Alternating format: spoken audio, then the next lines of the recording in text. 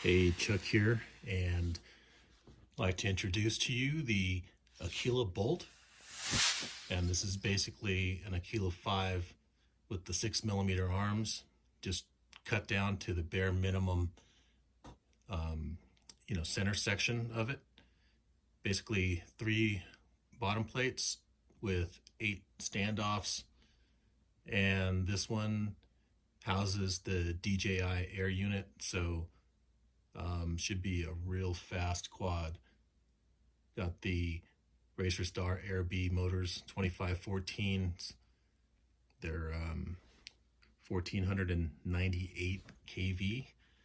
So gonna run this on 6S, 5S, whatever, but 6S with 7-inch props. Hoping this thing's gonna be a top speed monster.